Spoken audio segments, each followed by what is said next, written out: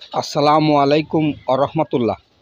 আপনারা আজকে যে ভিডিওটা দেখবেন, কম্প্রেসার মোটরের যে 3টা পিন, তার একটা পিন কিভাবে ভেঙে গেল। এই সেই ফ্রিজ। একটা কম্প্রেসার মোটরের 3টে পিন, তার একটা পিন ভাঙ্গা।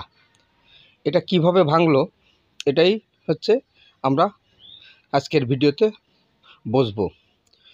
পার্টির সাথে টাকা পয়সায় কন্টাক্টে মেলে নাই, যার কারণে টেকনিশিয়ান 3 পিনের একটা পিন ভেঙে রিলের মধ্যে ঢুকিয়ে রাখছে।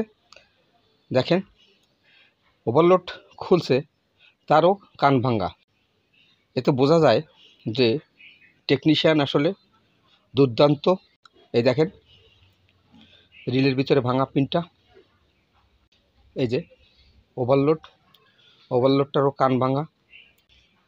এখন এই মোটর তো আর চালানো সম্ভব না, পিনটা একেবারে গোড়ার থেকে ভাঙা। এখন কি করার আছে বলেন?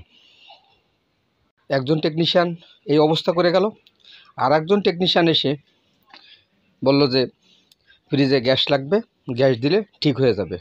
তা দেখেন, প্রথমজন মোটরের 3 পিন ভেঙে ছুঁয়ে গেল, আর দ্বিতীয়জন এসে বলতেছে যে কম্প্রেসার মোটরে গ্যাস নেই, গ্যাস ভরলে ফ্রিজ ঠিক হয়ে যাবে। এতে কি বোঝা যায় বলেন? আসলে কিছু বলার নাই। টেকনিশিয়ানের পরে আসলে মানুষের আস্থা এভাবেই নষ্ট হয়ে যাচ্ছে।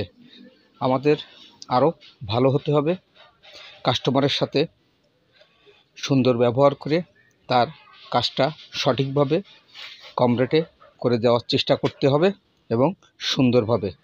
ভিডিওটা আজকে এখানে শেষ করলাম। আসসালামু আলাইকুম রহমতুল্লাহ।